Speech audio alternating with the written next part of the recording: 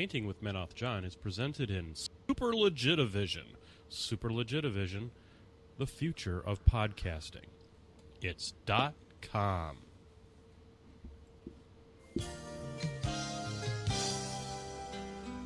Hello, I'm Menoth John. and I'd like to welcome you. First of all, let me take just a moment to thank you for allowing me back into your homes. If this is your first time with us, let me extend a personal invitation for you to drag out your miniatures and paint along with us each week. Let's go over to the canvas here and let's get started. I believe, every day's a good day when you paint. I believe, it'll bring a lot of good thoughts to your heart. I believe, every day's a good day when you paint. I believe, it'll bring a lot of good thoughts to your heart. Let's build a happy little cloud. Let's build some happy little trees. There are no limits here. You start out by believing here. You can almost paint with anything. All you have to do is practice. Yes, ladies and gentlemen, welcome to the second hour of the Painting with Menoth John All Day for Juvenile Diabetes. We're welcoming to the show one of the OGs of the video podcasting world. We are bringing with us Mr. Lee McAlpin. He's from the UK. I understand that is not a continent, but actually a country. Yeah, I believe it is, John. Wow. Just saying. You know, public schools here in the United States, we're all about them. Yeah. I am going to attempt... Go ahead. Oh no, I'll let you speak. No, go ahead. I'm not gonna bring up Trump within the first 5 seconds of me being on a show. And then you So brought we up have it- Trump in the we first have it- 5 seconds we of the have show. it- I know. I'm just saying we're a bit of an educational time over here in England, and I believe you guys are over there as well. So it's fun times. Well, we won't bring up UKIP or whatever the hell the name of that political party is over there. Well, John, for a long time you thought I was Australian, so it's perfectly fine, pal. It's all What's the good. difference? I mean, people, you know, either you're in the UK, you have less of a like police history, right? That's how it is. And then the Australians, you put all those guys over there because you didn't want all that filthy crime in your company. So Well, Company now? it's a company, yeah, it's a it's a continent, company, whatever. yeah. You know, oh my God. So we've got we had a surprise for you. And then, you know, Okay. then the guy doesn't answer his damn phone because Okay, that's how he is. That's 'Cause- sounds like my ex-wife. No, I'm kidding. I've never been married, but it's all good. Well, I'm making up for you, buddy. I got that covered. We have, of course, that's great. Something gave me a website blocked. Are you trying to tunnel into the servers here, Mr. Lee? Well, no. I've got beer in front of me. I've got miniatures. I've had a productive day, and it's only 20 to 3 here in the afternoon. Excellent. Nobody knows why our special guest, which was going to be Niek. What? Yeah, we're Oh, my days. bringing Niek on, but the guy doesn't answer his damn Skype, so I'm gonna harass him via the That's all this perfectly shit. fine. He's having too much fun in Legoland. That's truth. what we say.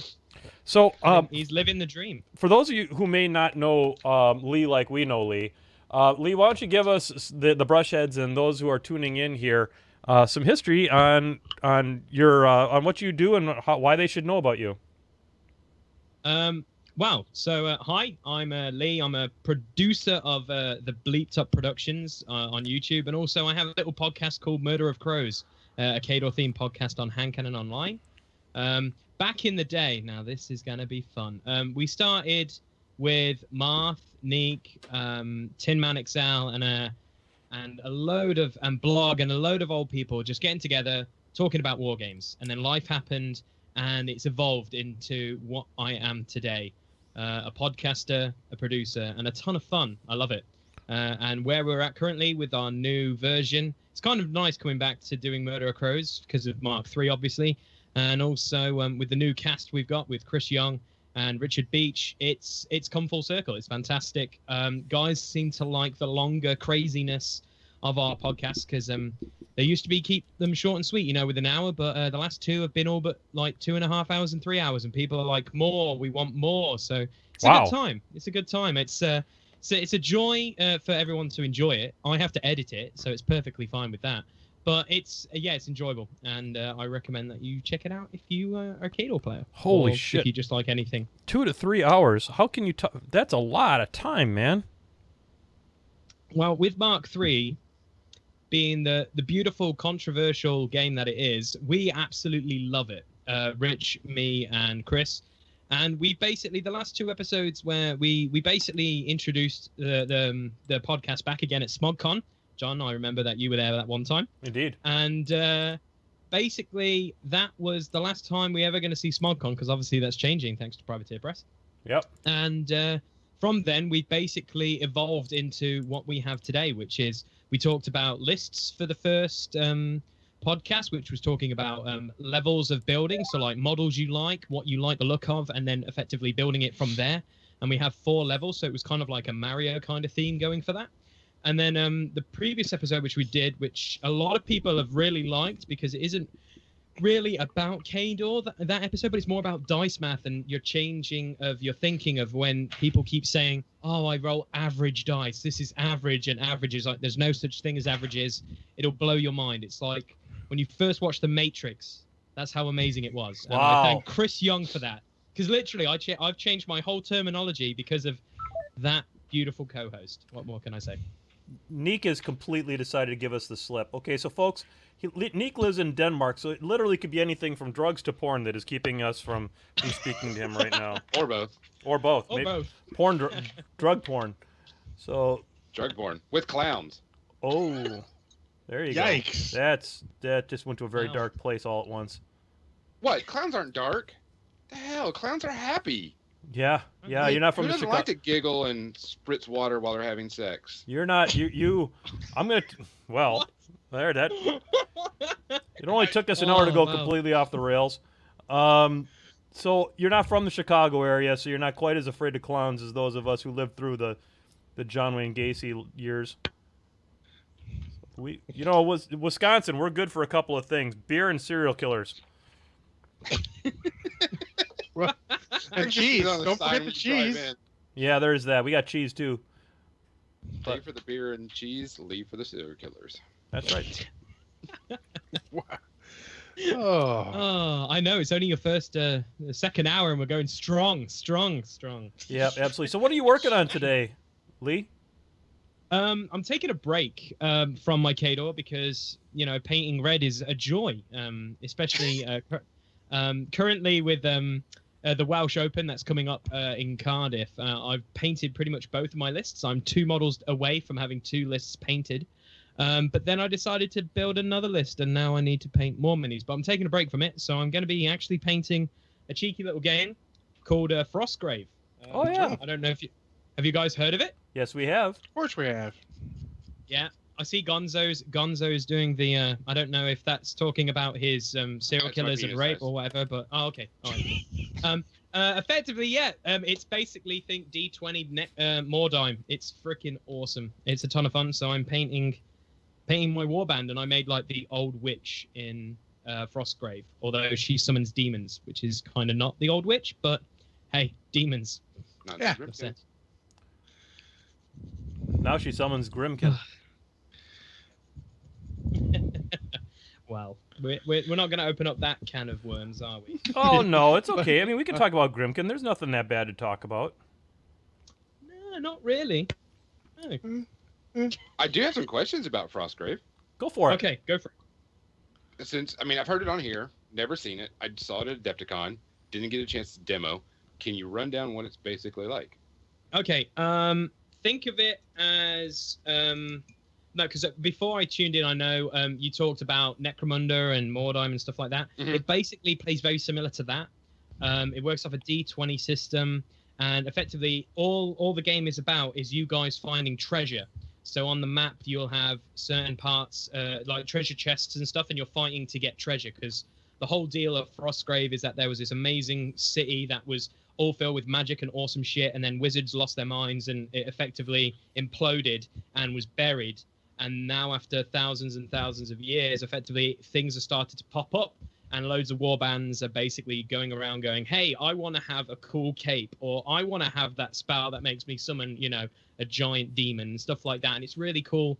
It's very thematic as well because you need a lot of terrain, and it's like in a frozen landscape. So just think the best way of me describing it is think of just like a really cool ruined city just with shitloads of snow, and then you're like fighting something, and then all out of the ground you've got like skeleton warriors like out of Jason and the Argonauts come up, or you've got like a snow troll that comes out of nowhere and just goes, what are you doing here? And it's just bonkers. It's really, really cool. Ladies and gentlemen, joining us from the land of Lego, the home of Denmark, we have, of course, with us Niek van, which is the only way I can pronounce his last name. Klingon? Yes. Close enough. Close enough, exactly. Yes. So, Hello. so we're putting the band back friend. together. We don't have Tin Man with us today, but we're putting better parts of you guys together. We don't have Marth either, and so there you go. Niek, Hang on. There we go. there you go. Niek, thank you very much for joining us. What time is it in your Sorry part? about the No. professionality here. Oh, It's really yeah, good. don't worry about it. We have to apologize for our professionality all the time. Well, we don't have to. I mean, we don't have to, but we should. All right, let's see. Let there be light. There we go. There we go. Ladies and gentlemen, what you're seeing there is actual Danishness. So, Yeah, I made sure to not have anything confidential in screen, so that's good. That's this good. is at work. I don't actually have an apartment where you can see me because it's way too dark. no, so this is actually within the mothership, huh? Yeah, Okay, this is where I normally have my Skype calls with university back when I was still doing that. which you're now done with. Thumbs up. Finally, Yep. 4.5 years, but we're done. Yay. So, for So those... it Go is 10 minutes to 4 over here, 4 in the afternoon, that is. Nice. Well, thank you for joining us. This was a bit of a surprise for Lee. We didn't tell him you were coming Oh, on. mate. This just might need to go on our Facebook group saying it's alive because he's out of hibernation. This is true. It's like, a little bit of a bait and switch because I still don't have anyone to play War Machine against. The fact that I now am just doing a full-time job instead of full-time job and a full-time education at the same time means that I have some time to build miniatures. I was planning to build 2 battle boxes this weekend, but then Danish Sun came out, which doesn't happen very often. So I went out and hung out in a neighboring city with friends. So now the Danish heard Sun, that. the Danish Sun, is that like, that's metric, right? So that's like, what do you Yes. guys use for sunlight? Does it like have a conversion factor? So if it's like bright and sunny there, is in America, that would probably be partly cloudy with overcast or something like that, right? Yeah, like everything here, it gets taxed into oblivion. There you go. And The at the end government of the gets some year, sun. out of 365 days, you have 1 day of summer. Danish summer is my favorite day of the year. There you go. This is great, folks. Painting with Menoth John, we're not only about the brushing skills and things like that, but we're going to educate you too. We're going to give you, they're defunding the Department of Education in the United States because Lord knows we had enough smart people. So we are going to help provide you with information over the course of this. And right now, you've heard it here first. Metric Sun available in Denmark. Only 1 day, though. Only 1 day. So you got to get there just right, and they're not telling you when. So there you go. And taxed heavily. Don't forget that. That's right. Yes. Yes. So I am. Tell now, for those of you who don't know, Niek is also a designer for a very famous company we won't mention that rhymes with ego and ends with you stepping on something and it hurting really bad. Yep. Pretty much. So super happy to have you on here today, buddy. That's the main reason I've kind of fallen off of the surface of the War Machine world. There's nobody to play against here, and I spent a lot of time on my education and work here up until recently when my education finally finished. So, yeah, I want to play some more miniature games, but I need to actually find people to play against, or press gang people. Oh no! Shots fired. Shots fired. Too soon. Okay. If only there was an organization that could help organize new communities and bring new players into the game. Fuck you, Denmark. You'll never have War Machine now. You'll never have it. Thanks, PP. No, we're not playing with I PP. think This is there's such an like opportunity. we got beaten in the WTC of 2013 by the Danish team in the first round, like mercilessly. Wow. So there's people here. I just need to find them, and I need There's to a- go out of my way to find them. And There are at that's, least 5 of them. a lot of work. Yeah, at least 5 exactly. No, it sounds like there's a fellowship. You've got to go for a little mini adventure need. Yeah, I need to find out where these people play and then harass them. Also, I don't have a lot of my miniatures here, so I have like a Crix battle box, a Legion battle box, no Khador at all. So Yeah. that hurts. Yeah, Gotta just fix a that, right? bit. Just a bit. So with Mark III, Khador apparently has become easy button. What happened No. with that? I know I'm a little late to this party, but what happened? I hear Rocketeers are good. They are horrible. They need a buff. Yeah. They need to go back to 3d6 to hit and 3d6 to damage with Joe. Some Yeah, of the there's I've, nothing wrong with Khador. I've been quite excited by Old Witch 2, except, well, I mean, the stuff that I've seen so far, or 3, I guess, for Khador. Yeah, she's legit, Nick. Is she 2? The Khador one is 2, and the Grimkin one is 3? Yes. Yeah. Good. Yeah. Sorry, Yeah, shows how she's- much... I've been listening to I know, I love podcasts it. still, but not actually reading that much because I don't have that much That's time. okay. I have an entire country that doesn't do that, so you're okay. So she's definitely Well, kind of that's- like made me more interested in Khador again because I feel like there's more unexplored stuff there than most of the casters. When building Khador now, a Khador list, I feel like it's just like there's all these amazing options, and you don't have to think as much as back in Mark II. It's like this list needs to counter specific things. It's like oh well, Rust 2 basically just kills everything. And definitely in the beginning, I kind of turned away from it. I was like, I like stupid lists. I don't like them too straightforward, and that made me build more Crix lists, which is really funny because I haven't touched Crix since like 2010. Unplayable Khador is my trash. original faction, so that's why Old Witch 2 is making me very excited. She's pretty awesome. With the Yes. swipe changes with obviously CID, she's still freaking awesome. She's really good. The new changes they did this week, I'm like, really, guys? You want to have that? Well, let's Can talk. somebody catch me up on it? Let's happened? talk about that because we have 12 more hours to go. Good. Go on, Gonzo. I'll let you take this. This is your show, buddy. I I'll let you go. just sit here and crack stupid jokes. True. You already brought up clown porn, so I'm just like the feeling Already? So, It's already. yeah, Oh, we yeah. we got to clown porn early on this show, so Oh boy. early and it's often. only a Um, matter of time. What are the things that they're testing out for her that you can do, whatever their arcane things that she can do once around is extend her control range by 4 inches? By 4, so making it 18 then? Yeah, so, I mean, that's pretty legit if you need to Yep. get some stuff out. And the other one that they're testing out is she spends 1 focus and gives 2 focus to a jack. Holy Yep. crap. What? Yeah, dude, it's amazing. And So that's Also- just like also, one there's- focus and you have a fully charged jack, right? Yes. With power up and stuff. True. Yeah.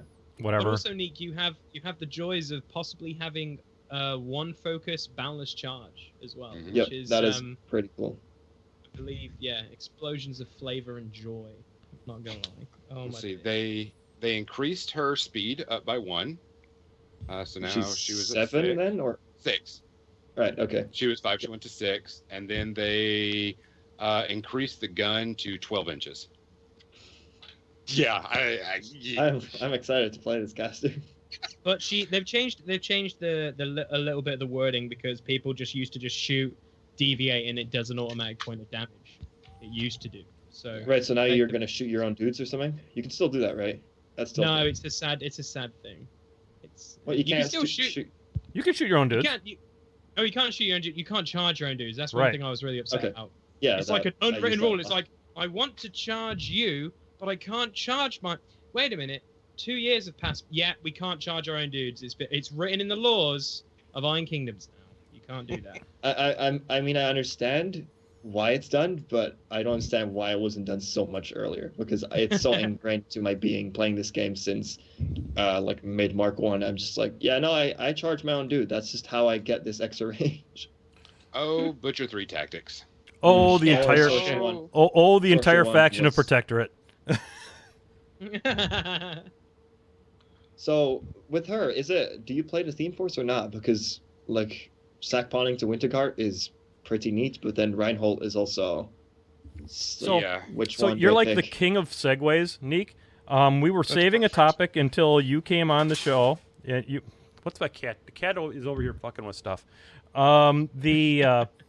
Is we wanted to talk a little bit about theme forces and whether or not we think that we've digressed as a game back to kind of where we were with Mark II, which was if you're not taking a theme force, you're kind of doing it wrong.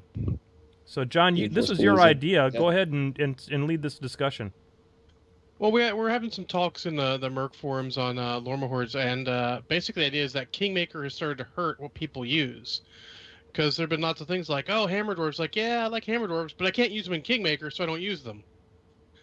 And I've so many people, like the Journeyman League, everyone in the Journeyman League, as soon as they could, if they had a faction that remotely could, immediately jumped into the theme list, because how can you argue with between, 5 and 18 free points? Yep. And I think it might end up being a problem. It might not be the same problem we had before, but it's still going to be a problem.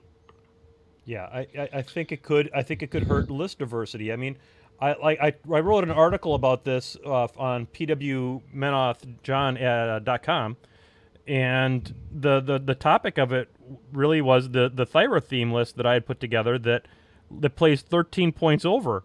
How would you not play it in that theme list? Because it just makes too much sense.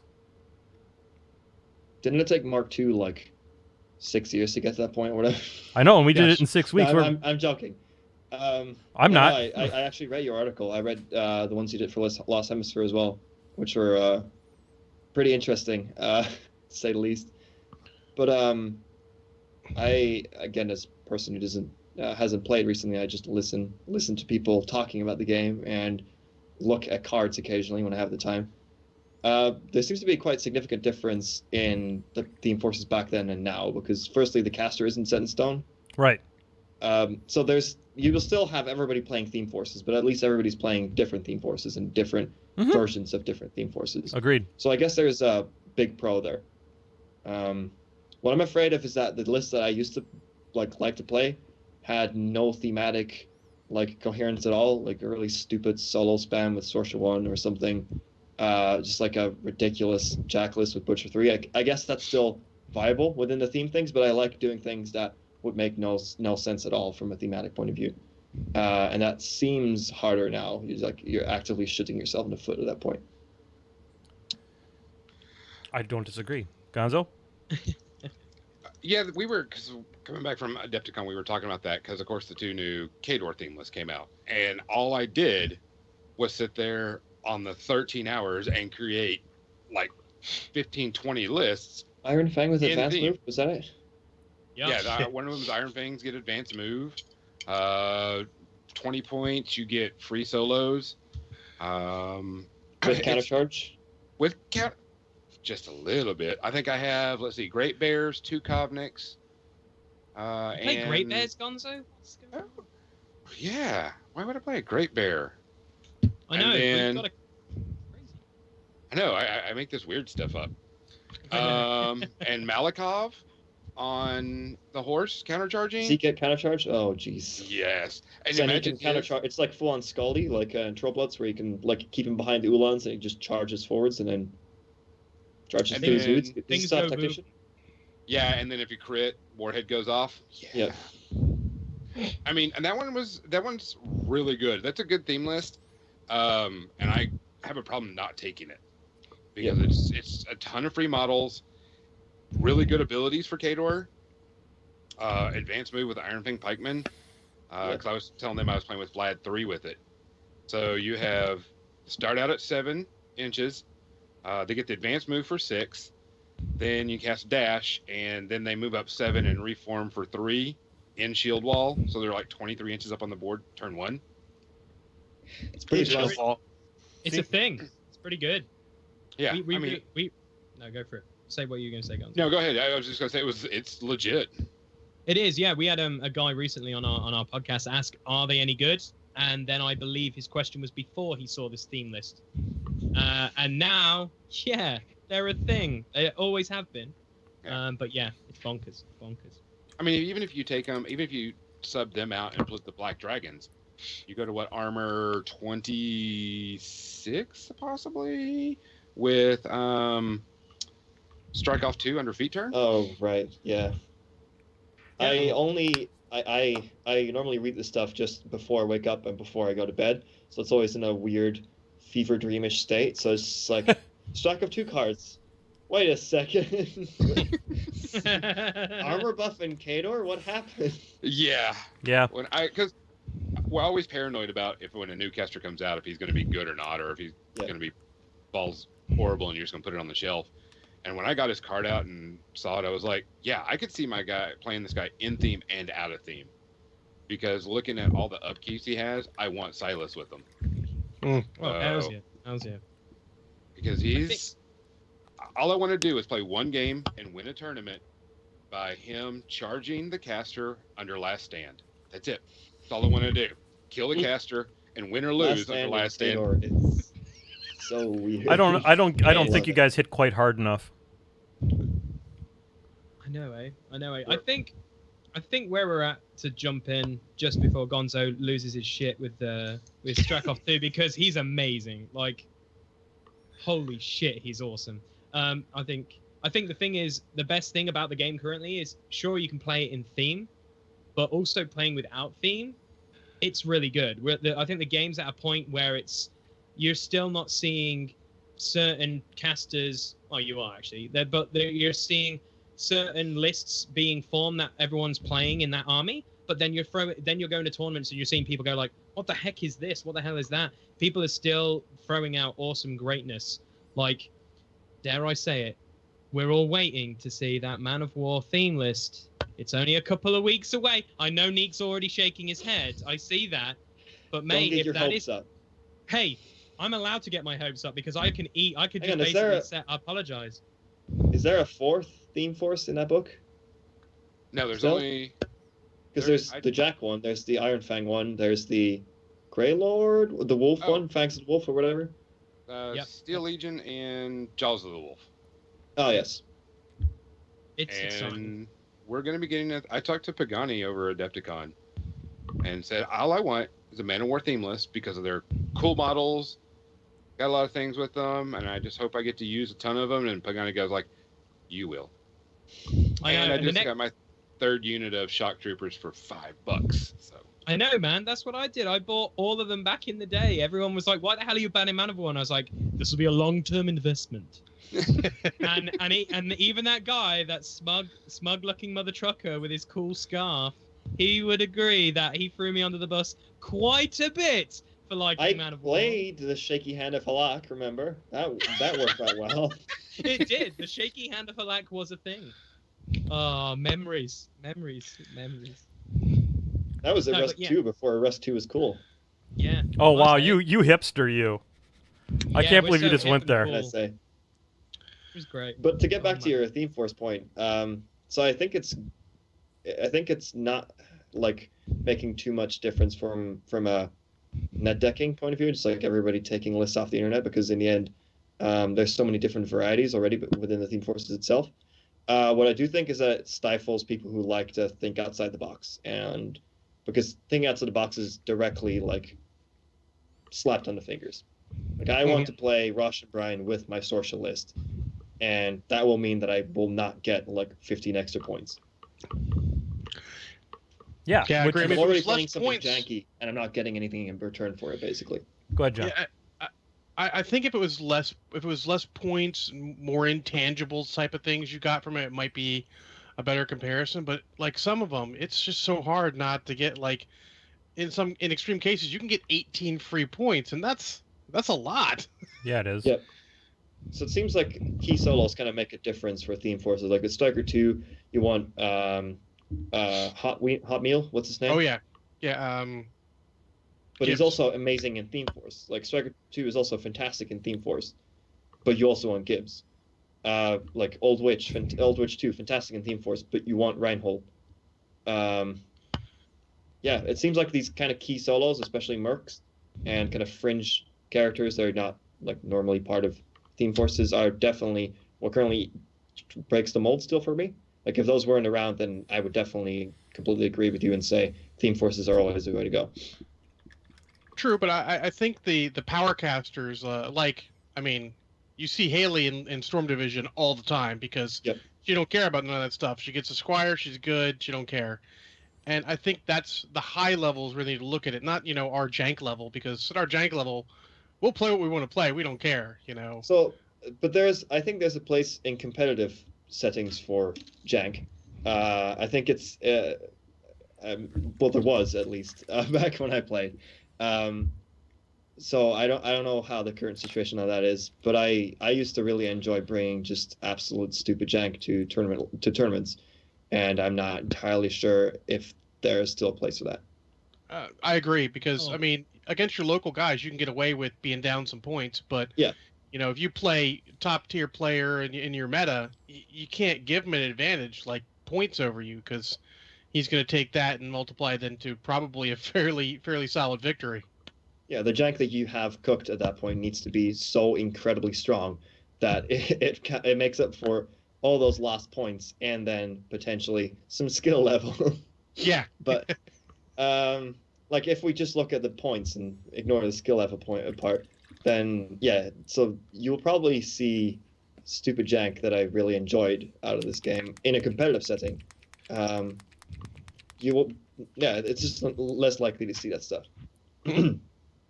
Yeah, I mean, Depticon, I brought the Vlad 1, 12 rockets, and my free points were great because I also brought the artillery pieces, the 1 cannon and 2 guns. And there's something about knocking Imperatus down and then beating the shit out of him as your opponent put him a little too close. Phoenix Protocol, that didn't last. I disapprove. So that's from a personal point of view, there's a certain weird feeling to me that's like somewhere between bitter and melancholic. Is that a word? How does it work? No, you know what? The fact that you're speaking in your non-native language and you drop that is pretty fucking cool, man. It's impressive, so honestly. Melancholic and Khador performs so incredibly well right after I like drop it like a hot beast. Like I can't hold you anymore, Khador. I need to do other things now. And then Khador just like becomes what it is right now, and it's amazing. All of a sudden, Khador stopped wearing big loose sweaters, and you realize what was underneath. Yep, just beef. The funniest thing about it is as well, I completely agree with what Niek's saying. And also there's a load of podcasts where he's like, I really don't enjoy Khador. I don't like this. And now all of a sudden it's amazing. And he's off in Legoland having joys. And there's that thought in the back of his head that I want to play, but there's no one around. So I've said, get it going in the office. What's the word? Oh, no, wait a minute. You'll play Lego in office. So yeah, there's not a lot going on, isn't there? Dimensions is a thing, I hear.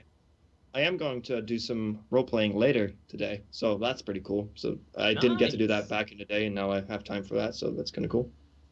Awesome sauce. I think going back to... Is it Lego themed? Yeah, no, it's Lego like Cthulhu, actually. Very dark. Complete opposite. Is it actually Cthulhu that you're playing? Yeah, Call for Cthulhu. It's a lot Everything of fun. is madness. Yeah, it is. Everything is cool. Dead. Everything.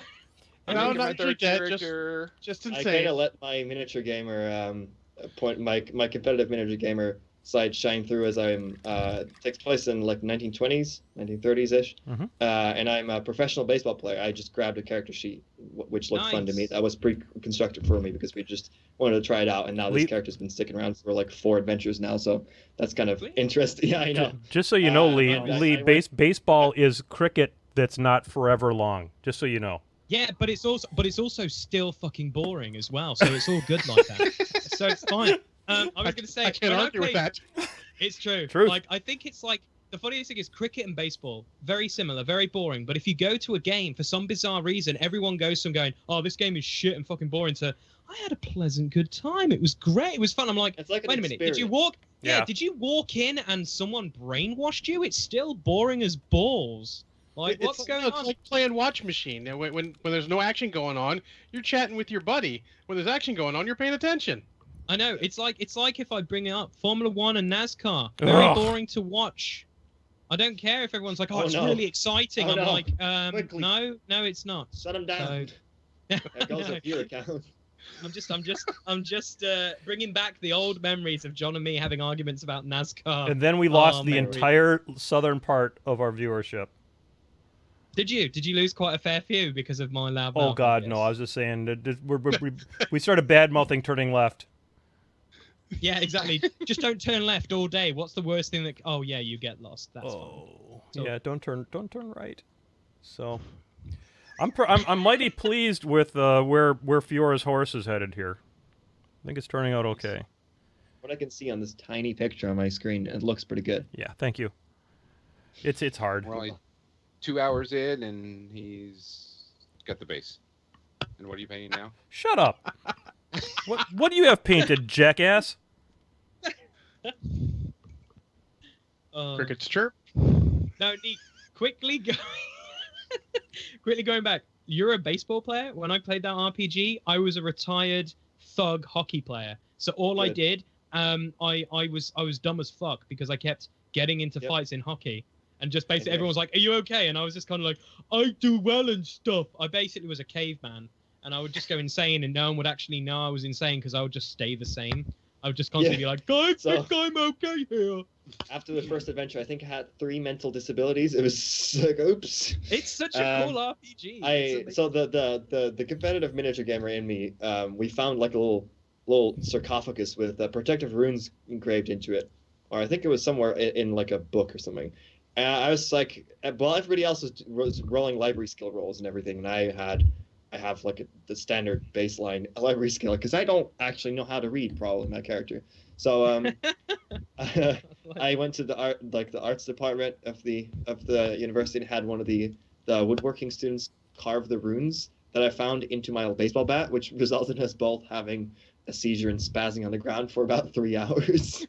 Nice. And then that made me I think it gave me another personality, which comes out in case I fail a sanity roll. It was like a surfer dude, so that's cool. Yeah, we did it on the Ghostbusters one because on the RPG and the Ghostbusters that I'm doing, you can't actually kill a character, but they effectively find the Necronomicon, and the guy's like, "Hey, I don't know what that is," because obviously when I run it for my youth group, he doesn't know Evil Dead. If I showed him Evil Dead, I'm pretty positive his parents will fucking kill me. So effectively, he goes, "I want to read it," and I'm like, are you sure?" And he's like, "Yeah, I'll read it," and I'm like, I look at everyone, I'm like, "Are you sure about this?" He's like, yeah. And I was like, "It's written in blood and it's loads of reading." He's like, "No, I'll take a reading." And it's like, "Okay, do your skill check." And if you roll a ghost die, the GM gets to do something fun. Like most of the time, it is like I walked through a hallway, I didn't see slime, and I go flying or whatever. He rolls a ghost die and a 2 because his brains isn't that smart for reading. So he rolls 2 and a ghost die, and I just look with him with the most nicest smile and go, "How would you like to die?" And he's like, "What? What do you mean?" I was like, "No, seriously. How would you like to die?" And he's like, "I don't know." And I was like, "Cool." The book opens up like the thing and teeth, and you're consumed by this book. Then the following adventure, when they're trying to dissect it, they kind of try and do an exorcism on it, which is the funniest thing ever because they couldn't roll for shit. So they're summoning demons that are trying to kill each other, and they're like fighting it in London. It's hilarious. He eventually comes back as a ghost and now just hangs out at their firehouse and does all their chores for them. So he's still part of the role playing, but he effectively is His still on Slimer. company pay, getting paid to do like answering emails and answering the phones and stuff. So they fired their receptionist so he could do the job. It's absolutely hilarious. It was the funniest thing ever. It was so funny. Oh my days. I hope this is the kind of stuff that you want to talk about, John, on this podcast because Let's be very I honest. feel like things derailed quite badly. Let's be very honest. What we want to do is we want to talk for 13 hours. If that means describing our shoes, if it gets us to 13 hours, we're going to do it. That's fair enough. So, by the way, guys, we have our hourly salute to the salute to the patrons. This I can join hour. in this time because there's double digits in my hours now. Okay, I've got to get some more Cannon Blast here. I got a bottle. Here we go. Well, the best thing is, John, to make it full circle, I'm actually doing a shot from the shot glass you gave me. Yay! And we play Colossal Mania. And Yay. Niek's here as well, so it's full circle. It's great. We did. Yay! I love. Yay. All right, so this hour we are thanking from the list. We're gonna start off with Gail Martindale. She's a former PG. She used to be out in the San Diego area and now is in the Rockford, somewhere in New York. So hey, Gail, thank you very much for being an awesome patron. We got Scott Hebel, who is an awesome patron as well. Thank you very much. That's 2. Scott Kidwell, that guy, he and I go way back to the old Idaho days. So that's 3. Thank you, Scott. You're awesome. We got James McLeod. Thank you very much for being a patron. We couldn't do it without you. Some would ask why. And then last one for this hour is James McLeod. James, I want to thank you very much from the tippity-tip top of my head to the bottom of my soles of my feet. Thank you very much for being a patron. So on behalf of all of y'all out there, hey, Ron. Ron. Hey, Ron. I had a drink. Is it a cry for help to drink an entire bottle of alcohol during the course of a day? No. No. Okay. Isn't that what they call cleansing? It's called Wisconsin.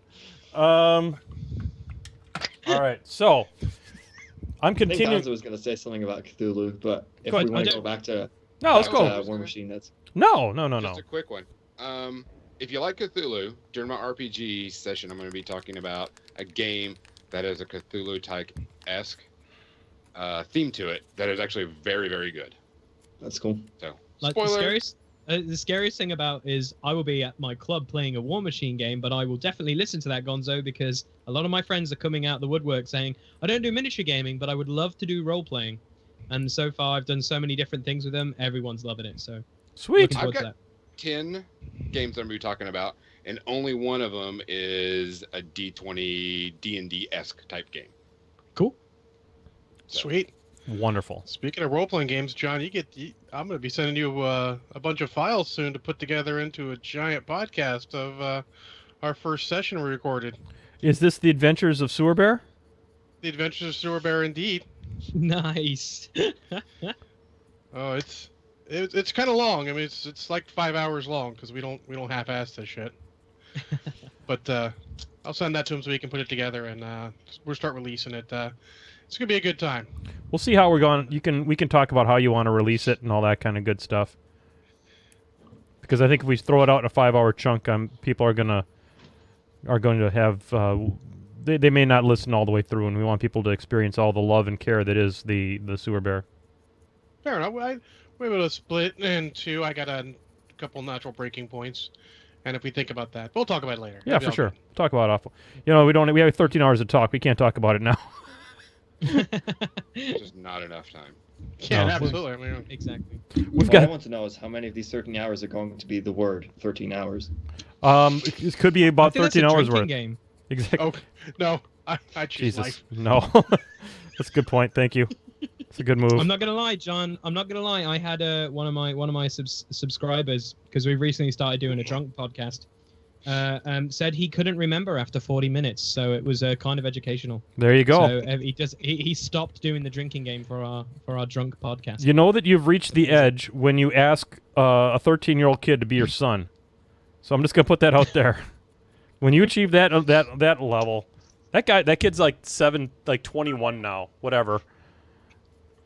So we're working on it here. I think I'm done highlighting the horsey. I might have to put a few more things, but Horsey. I got to put a few more things on there. But we're getting along there. I have a spitter of the Ironback variety. Oh, there you go. That's like, wait a second here. Oh, Yay! thought you had a new girlfriend. Oh! Oh! Wow, we're tasteful as fuck. Class. To be You quite did frank, invite John. me on this. Yep. John, we're all over the shop. This is going to be great for my listeners as well. I swear to God, it's gonna be great. I really hope that no one from my family is tuning in right this moment. Well, my dad doesn't appreciate me doing podcasting, but he listened to the drunk one and he said he had a fucking amazing time. Well, there you go. I know I've hit a chord there. He said he particularly liked the part where we basically called our girlfriends like Gizmo from the Gremlins. He fucking lost his shit on that little bit. Gizmo. I will leave you guys with the best description ever. We basically go if we change topic mid sentence and stuff, there's a shiny ding noise. That means you take a sip of your liquid beverage, or if you're hardcore enough, you do a shot and don't remember the podcast. And effectively, we basically say along the lines of our girlfriends are kind of like gizmos, because if you get them wet, bad shit happens. If you feed them after overtime and loads of other stuff. So we basically think it's like, Wow. it's basically it's like I think at one point we call it an inverse vagina, but we're not 100% sure. So it's just great. It's great family listening. I tell you what, it's great. Wow. We also bring up crippled system. it's Move brilliant. over. There's a new sheriff in town. I know, it's great. But the only thing is we're only doing it at conventions we go to. Okay. So because otherwise our livers will die and we will not survive. So but like one of the questions as well, because I know on this podcast we always talk about shitty movies. They bring up the fact, Lee, is there a shitty movie you've seen that you will tell no one to watch? And within 5 seconds, I went, yes, Birdemic. Don't watch that movie. Birdemic. And Birdemic. It's effectively, think Alfred Hitchcock The Birds is amazing. Yes. Think that with shit acting, and I mean terrible acting, and also with clip art effects for the birds. I mean straight up clip art. Oh Like, yeah. Yeah. I've only heard 2 lines. John knows it. I love how John Spencer knows this. Of Like course every I time. know it. Like the worst thing is like I was like, I think John Spencer and me are gonna get on fine because we have a passion for shit movies. And every time I bring up a movie, he's like, I've seen it. Or he brings up a movie, I'm like, yes, I've seen it. It's just great. I love it. I've only heard 2 lines. Terrible clip art of birds, and it's just awful. And I know is it Birdemic? Yeah, see, there we go. There we go. Full circle. Oh boy. I know. Amazing. Yeah, we bought that up on the podcast just so like terrible movies not to watch. Obviously, we bought up Atlantic Rim. I know you guys cover it on your 5 podcast as full well, shots how of Kraken on that. shit that movie is. Yes. Yeah. It is terrible. It's not as good as RoboJocks, but hey, Oh. it's all good in the hood. RoboDocs is so much better than Atlantic Rim. It defies description. It's true. Everything is solved with fist bumps. That's how amazing RoboJocks is. It's just such a better like even discounting the difference in time frames of when they were made. I'll match those movies head to head, and RoboJocks wins every time. Yeah, it's true. RoboJocks is You literally have that watchable. The worst thing is like I came on, talked about Colossal Mania, then I made you guys watch this really fucking shit movie, and John Spencer before it was just like, I've seen it, but I would love to see it again. I watched movies from my childhood a lot. That, oh come on, we had a discussion with one of my locals who's like, I only watch decent movies. I don't have time for shit movies. I'm like, you gotta make time for shit movies. Otherwise, how do you know how good what you have is? This is a true statement of fact. It is. Do you guys My talk friend. about sorry. Go. No, you go, Nick. Go, Nick. Do you guys talk about Kong anytime recently on the podcast? Okay, so Oh, that not yet. Kong. Not yet, because I'm avoiding it because I heard John say it. I've got a very good opinion of it, but So- I don't know what John.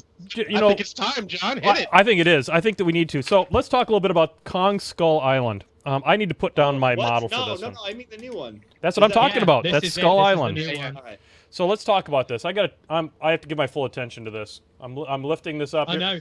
Painting The best cabs. thing on this podcast is like John just got real. He just went, you know what? Screw this. Here we go. Everything's got to get out of the way. We got to get the stick out of my face. All right. So, ladies and gentlemen, I'm really interested to hear your opinion, actually. so I don't think it's any shock to anyone that spends any time watching this show that I like kaiju movies.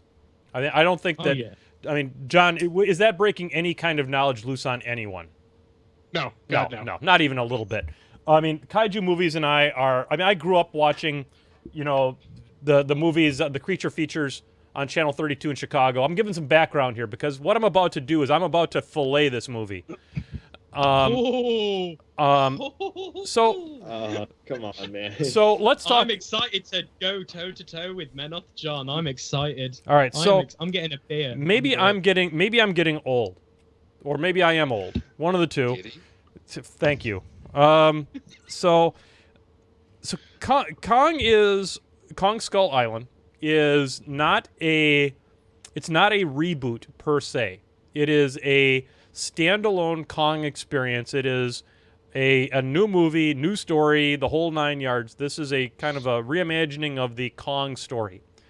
And so where I think this movie falls down is that it is beautiful to look at and ham-fisted as shit in its way it's handling the story.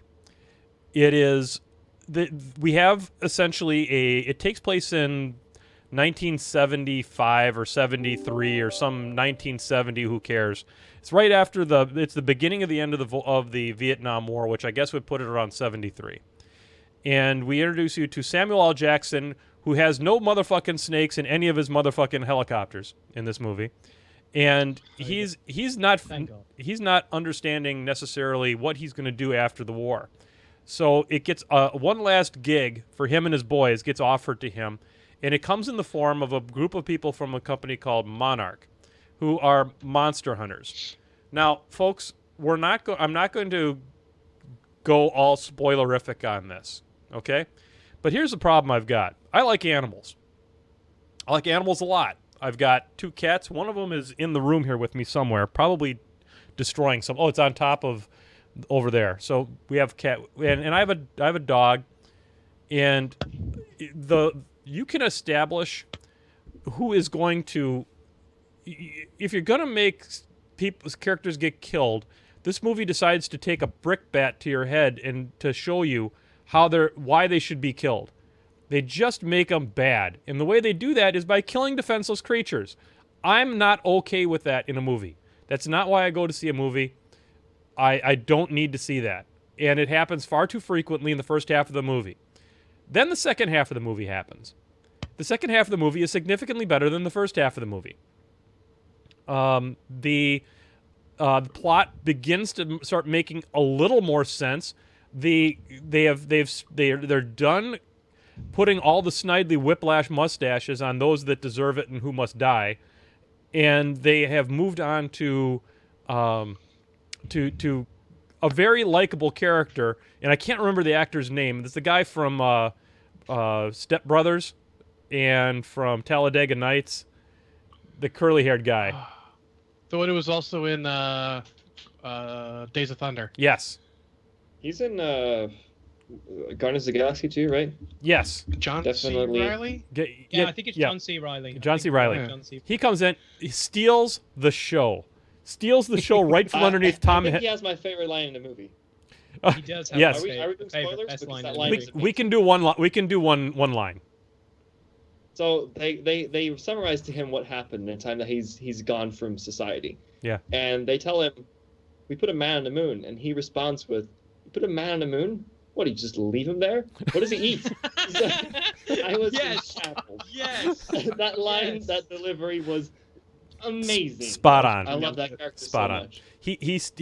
He walks up and punches Tom Hiddleston as far as taking the star of the show and just cock punches him. He takes over the show when he comes on screen. It's true. Kong is really well rendered. The story of this is a Kong good guy movie. In the spectrum of Kong movies, this is a Kong good guy movie. And so I like robot. He's real. Oh yeah, he's right. He's real. And we like that about him. John likes that. There we go. John liked that little quote. He's not an animatronical Kong. He's a real Kong. Yep. Not a robot. So we like that. And I think that the problem I had was that this one, if I could just go back and rip out some of the senseless murder from the first half of the movie, I probably would have enjoyed it a lot more. It wasn't necessary. You could have explored it much more smartly. I think that the writers wanted this to be Moby Dick with a monkey, and I would watch that movie. I'll watch Moby Dick with a monkey. well, I'm in. this is kind of Moby Dick with a monkey. If you finish your point, John, I'll counter your point. I'll never finish my point. Are you kidding? Who you think is my goddamn show? So I can completely agree with what you said about, mindless killing things. Yep. But do you think it would have the same appeal of why those guys had to die? For example, Rambo 4, you hate every evil motherfucker in that movie because the first 5 minutes of that movie, they get people to run while they're dropping mines everywhere. And then as soon as John shows up and goes like, I need to kill everyone, it's good if you get, and you're just like, everyone needs to fucking die. And then when it happens, you're just like, they deserved it. Yeah. And so when a tree goes into a plane, I lost my shit. That was good. Two people left my area when I just yelled, "Oh shit!" really loud because I did not see that coming. That was a cool, and that's not a spoiler because that's been on the trailers. Yeah, I avoided all the trailers. My friends were like, "You should watch the trailer so we can talk about it." I was like, "Nope," because I want to go in cold. Yep. Because I watched all those Godzilla trailers and it was a little bit disappointing, but hey, I still enjoyed the new Godzilla movie. It's not as good as some of the ones that I love and adore to this day, but yeah. Like, I like the ending as well. We're not going to spoil the ending because it's pretty darn cool. Yeah. It's not as forced as, say, Superman and Batman, where they go, hey, check this out, Cyborg, Wonder Woman, all this other stuff. How they reveal the other things that Legendary Pictures has on the way, guys. I think me and my friends stood up and started applauding, and no one understood why, because we lost our shit. Hang on, because we were like people sitting in on the post credits. Well, everyone was The curious. entire theater for me was like empty on the post credits. Dude, we went with a load of my friends because they know I love B movies. Like John, I grew up watching B movies, such as the Godzilla movies and all those films like the giant creatures, etc. And I was like, there's going to be something after the credits because my friend says I will lose my shit. And he was 100% correct. Oh, damn it. I left. I didn't see the end credits then. Do you want me to spoiler it? Shall I just say spoiler now and let people turn out for like a minute? Yeah, give him like a couple of seconds. Calm down. Okay, guys, I'm gonna count down to 3 because I will not ruin it, but you'll be excited for the next couple of movies. Do not leave. Just go on mute. Okay. Just go on mute. Okay, yeah, just don't listen. Do my fingers. Can you see my fingers? Here we go. 3, 2, 2, 1. Mute. Cool. Okay. So they get the 2 characters in a room and they go like, oh yeah, there's other monsters. And you're like, what? And they start showing hieroglyphics of like Godzilla, Mothra, oh my god, the 3-headed motherfucker. Ghidra. Ghidra, Kong. They name like 7 or 8 different monsters and we're just they like... don't name them by name, I think, right? No, they just show the hieroglyphics of everything. And the first thing I said was like, we're going to get a Destroy All Monsters movie and it's going to be fucking awesome. I pray to Godzilla every night that we get Mechagodzilla. Okay. All right. Because there's only one thing cooler than a giant monster, and there's a giant monster robot. It's true. Come back. Okay, so I don't know how to say, now that they can't hear us, I don't know how to get them back. Should we just do this? Should we say come back like this? Come back. Come back. Come back. Okay, so we're assuming that... that was full circle. John Spencer walks in as we're going like this. Come back. Okay, so it's okay. We're done. Yeah. Okay. So on the topic of mindless killing of animals, I'm not sure how I feel about it. I feel about it in the same way that I feel about PETA complaining that 40K needs to stop using animals on their models. I mean, I appreciate your point. They were quite realistically animated, and they're definitely like a cheap shot. Basically, it's like, how are we going to make these guys really evil? Murder innocent animals. Yep. That's incredibly cheap. But from a movie about trying to kill a giant monster monkey. Sorry, primate. What is that a correct term? I don't know. Monkey, just use monkey. Monkey works. Talk about monkeys. I think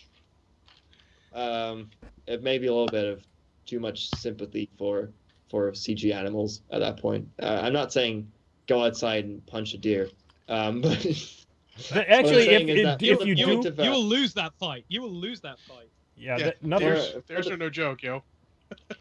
For the point of painting a bunch of stupid characters as evil, I didn't have that much trouble with it. I'm not saying you shouldn't have trouble with it, but I'm saying for me that was not a deal breaker. Okay. especially in the way it was shot. It was very cheesy with the rock music and then reflection of fire in the eyes. It was all played up to like dialed up to 11 basically to make that murdering of animals kind of seem. I loved the was... worst thing. It sounds terrible, but I loved that shot because they're being dicks, and you just see this guy with giant 70s shades fire, and then the next minute, you know, is like, what the hell is that? And just a giant tree comes out of nowhere. That pacing and that's the best thing. Insane.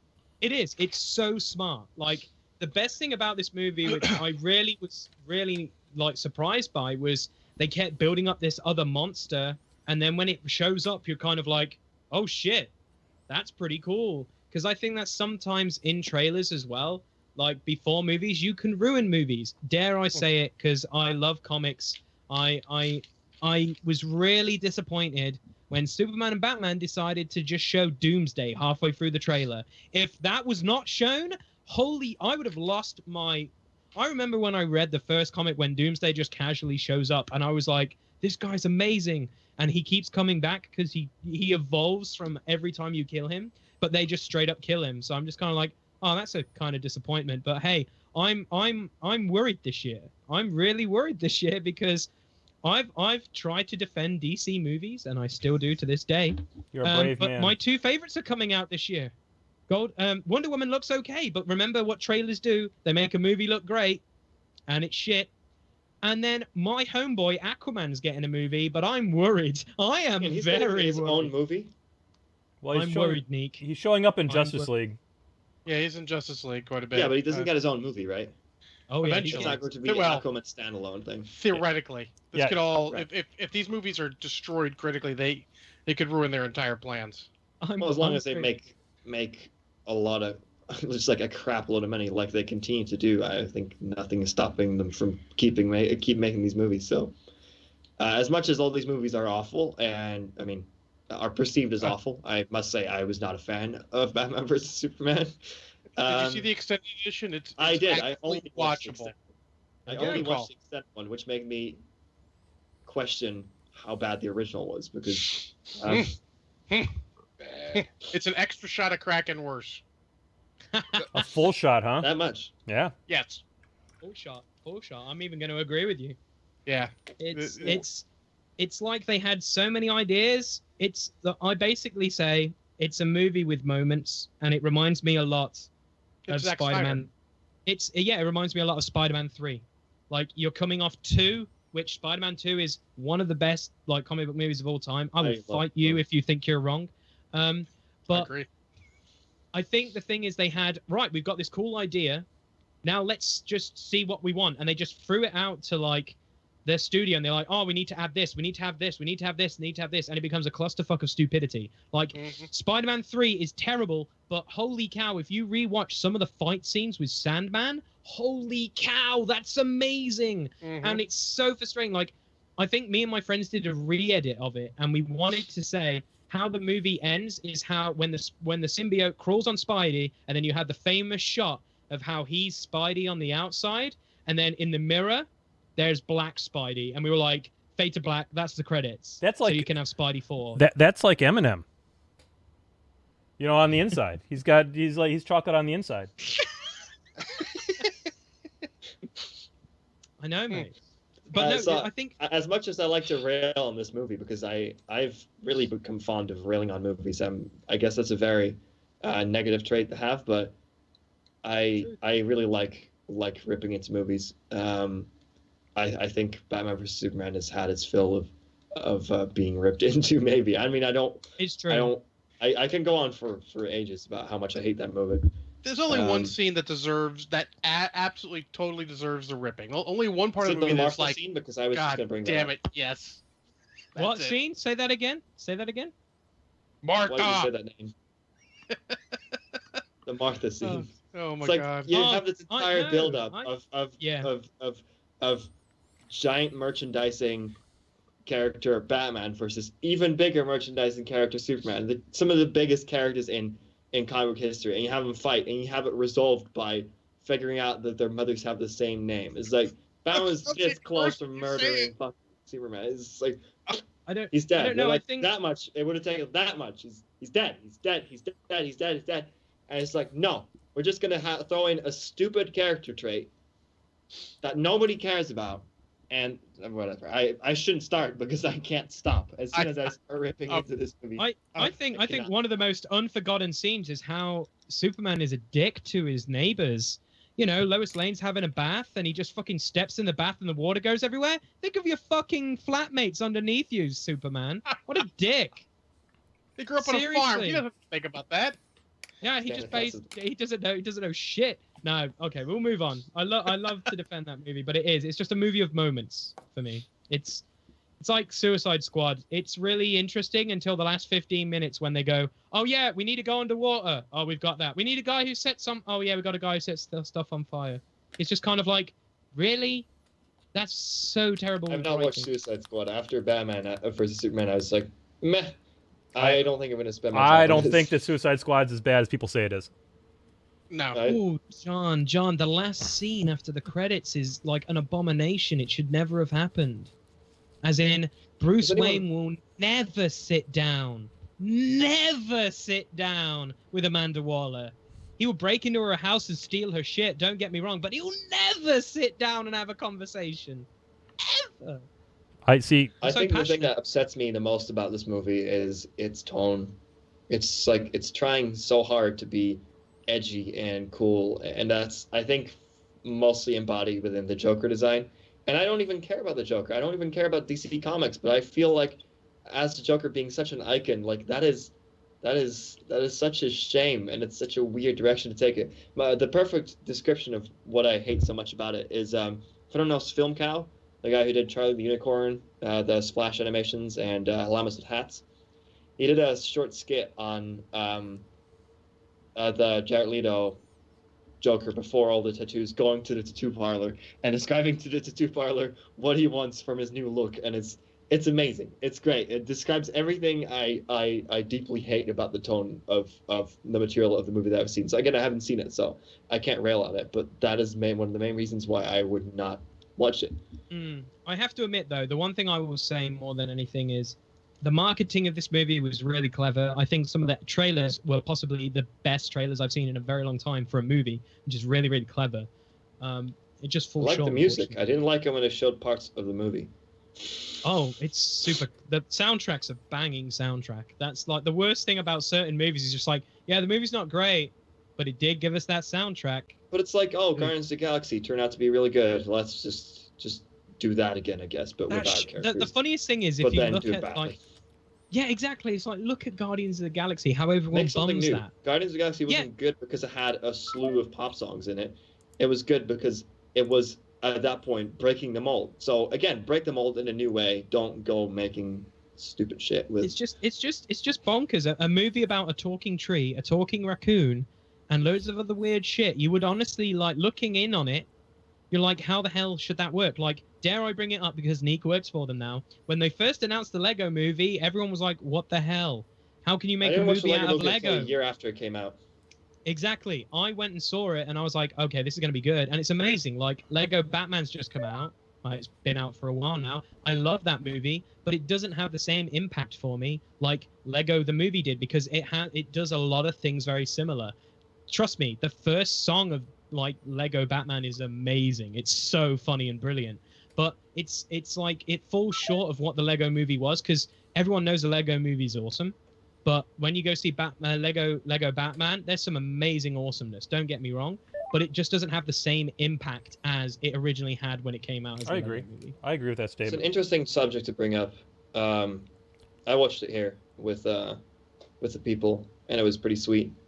From my point of view, it was mostly because I never really cared about Batman that much. I never really cared that much about DC superheroes as a kid. As much as my life is basically shaped by Lego. The Lego movie had a lot of humor in it that was Lego based. There's a lot of stuff in there. I actually like freeze frame through it recently with a friend for research.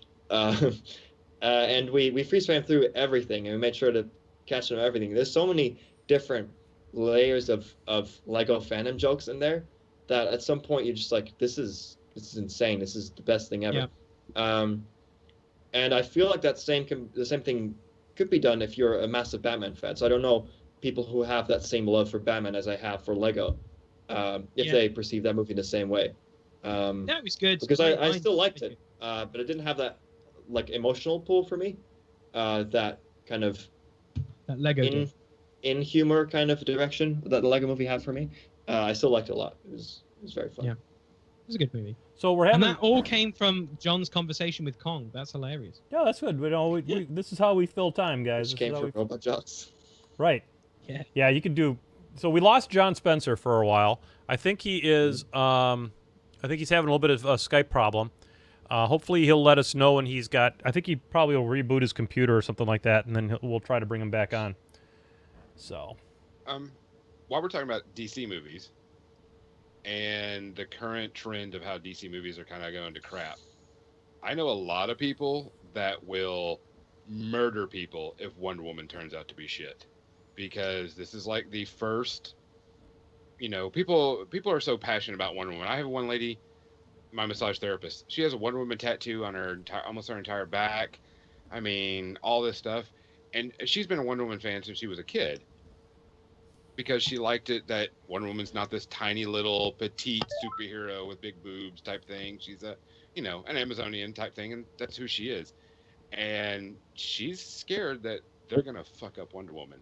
And I know a lot of kids in my school are gonna fuck it up. They're afraid they're gonna mess it up. The best way, Gonzo, I will say it, is you'll get over it. Because growing up as a kid, my jam was Transformers. Seeing the first Transformers movie when the cartoon came out, holy shit, mind blown. Then when they said they were going to do a new one, I was like, oh, okay, that's really cool. I went and saw the new Transformers, the first movie. I was like, it's not a great movie, but it's okay. And then I saw 2, and then I was offended.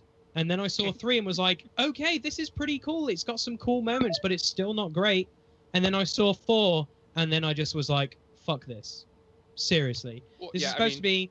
Those movies are supposed to be for kids. In certain parts, second one, they talk about giant robot balls. In the 4th movie, it's implied that a special agent is going to rape a little girl. What the hell, Michael Bay? I love you to death. You gave us Bad Boys, and you gave us The Rock. But seriously, these are meant for children, and you're throwing that into it? And every time he has a hot woman, he's just basically wanting to try and film a porno about it. So it's kind of confusing. It really is. Yeah. I mean... They really want, what she wants to do is be true to the statement of, Wonder Woman's supposed to be a badass woman. She's supposed to be, and actually she's actually a symbol in one of my things for a few of my kids of what a woman's supposed to be and how it is. And to have because let's put it blunt, Catwoman was such a great movie for women and a female superhero. I just wanted. Oh man. I'll let I just threw up on my model.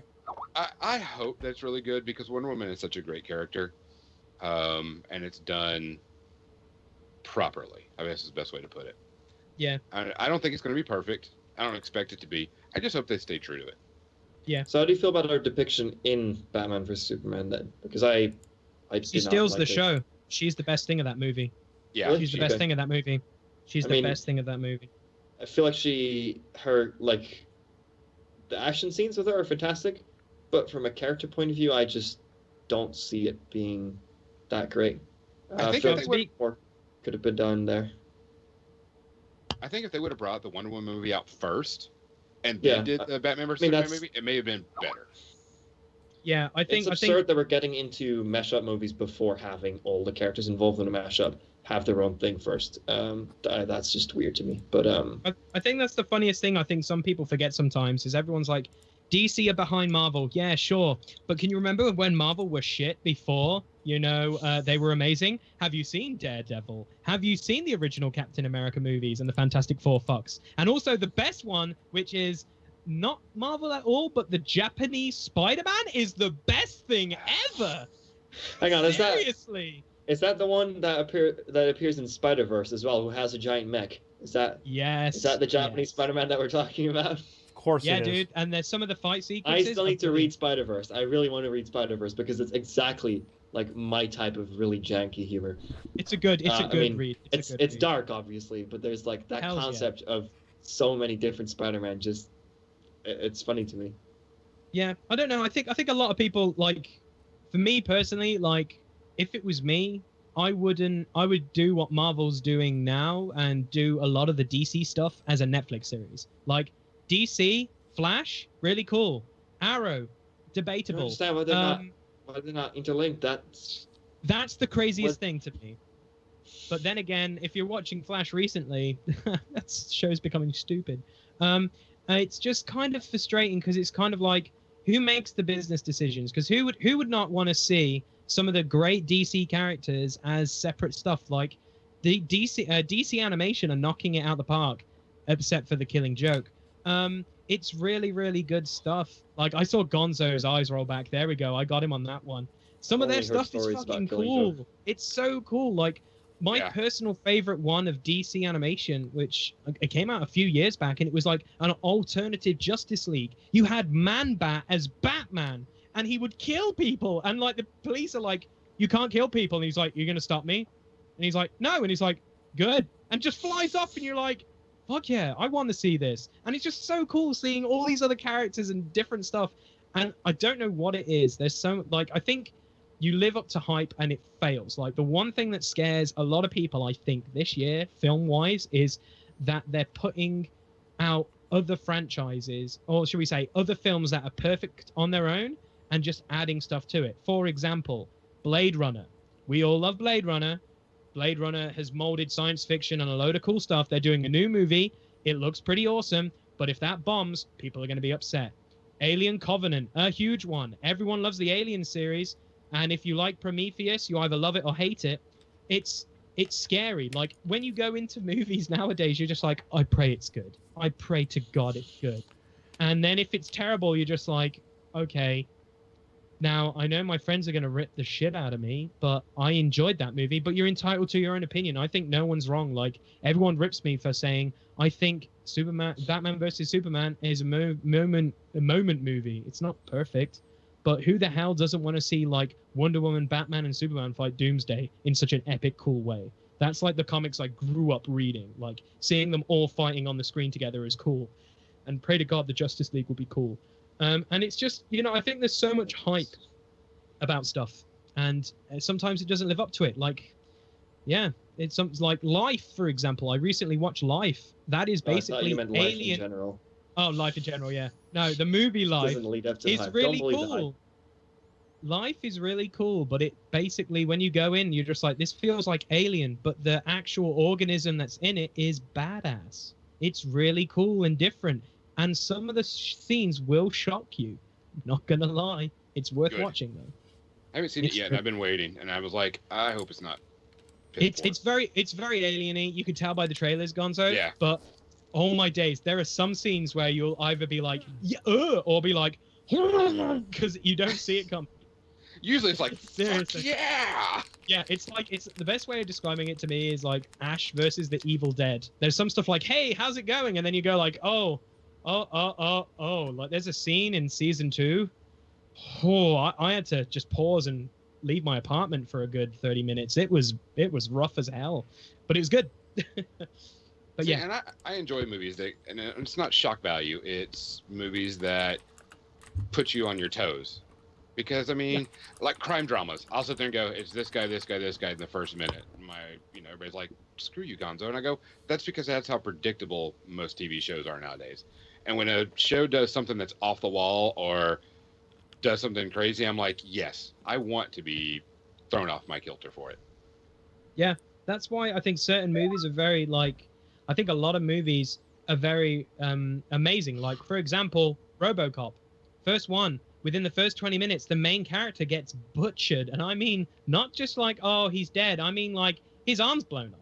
He's literally a corpse. And then he comes back to life. Like, there's a lot of ballsy things. Like, even Alien, for example, is one of the best movies ever due to the fact that it's not what you expect it. Like, you go in and the first couple of shots you see, everyone's like, cool, this is going to be like 2000 Space Odyssey. And then you realize, holy shit, it's like the Texas Chainsaw Massacre in space. Holy crap. And I don't think we'll ever have movies like that will completely change the landscape, because there's one that I would say which has recently, but that's many, many years old, and that's Inception. Inception changed everything because how many movie trailers now have that gritty feeling soundtrack or the whoa on the trailer or anything like that? There's certain movies that come along that change things, and I don't think that will happen for a very long time because we just seem to go, oh yeah, we've got this franchise, let's bring it back or keep it alive, like Power Rangers. Oh my gosh. Go ahead. I watched the Sure, trailers kind of that did and it I too. was like, So True, but like there's cool ways of bringing stuff back, and not just because I'm from Britain. Sherlock, the TV series, is a phenomenal way to bring back Sherlock Holmes, because if you think about it, if you ever watch the old Sherlock stuff, it is boring as hell, and if you watch the new stuff, it is really clever and it's different and it's awesome, not just because I'm British, but it's really clever, and how they've done it, it adapts to a modern generation, and I think we're never going to have that for a lot of franchises. That's and a lot of Gunger. stuff. That has Gunger Noodle Bumberschnoots, right? Ain't it? Yeah, Benedict Cumbersnatch. Yeah, that's it. Yeah. Him. well, and the good thing about Sherlock Holmes is you even around similar time had the Robert Downey Jr. movies, which were a completely different take on them. Yeah. And still enjoyable for different reasons. Yeah, it's like there's a King Arthur movie coming out, and like people were like, I'm not looking forward to this. I'm like, it's probably going to be shit, but it looks really cool. It's Guy Ritchie. He hasn't made that many bad movies. And it was like, who's Guy Ritchie? And I was like, Snatch, Sherlock Holmes, that guy. And they're like, oh, it could be good then. I'm like, yeah, but it could be bad, but I'm going to go see it. Who cares? No, it's at that point, it's like a legend, old legends. There's so many ways to retell the story. I like different one. You had the Clive Owen one years ago that was a different retelling of that story. You're like, okay, cool. Yes, with Keira Knightley, the walking zombie. Yeah. what you said about Mistakes were made. innovation within storylines, I think it's within movies, which is, I think, an interesting direction to take. If you look at storylines, it is absurd to see how little innovation there's been in that regard. For my job now, I enjoy looking at stories and media, and it's become pretty stale. Like the last few things that really broke the mold, especially I personally really enjoy watching animation for some reason. It's hard to find things that like really break the mold and really try to shake things up. From a story progression, from a character introduction, setup, that kind of stuff. So, yeah, what you're saying about Inception, I should probably watch Inception because I've not actually watched Inception. It's the only person left on Earth, probably. Not the only person. I haven't seen it either. That's okay. It's good. Fair It's enough. really good. It's pretty good. It's on the list. It's just one of those things. Opportunity hasn't given me Exactly. the chance yet. Hey guys, I hate to be So- I hate to be a timekeeper here, but it is 10 o'clock, and that means that our time has drawn nigh for this particular segment. True. So, True. folks, I want to really thank both Lee and Niek for joining us here this morning, spending part of your Sunday with us, or whatever day it is in Europe. That's the same country, right? Sunday, yeah. Yep. Yeah, Sunday, yeah. And John, I love it every time. So, I want to thank you guys for being on here. I want to thank the Brushheads for tuning in for this hour of PwMJ All Day. We're going to take a very short break. Folks, we haven't seen any movement in the GoFundMe here for a little while for juvenile diabetes. We're giving up our Sunday here so that kids can get some research to help them with their juvenile diabetes. So if you could get over there to the address that you see has been scrolling along the bottom right along here, I would certainly appreciate it, and the kids would certainly appreciate it. We are going to shut down the broadcast here for a couple minutes while we refill our drinks and refill our coffee and relieve our bladders and things like that. We will be back in less than 5 minutes for a very special episode of Co-Host Corner Live, if we can get John back from his Skype sucking. So, anyway, so we'll be right back, ladies and gentlemen. This is Painting with Menoth John all day.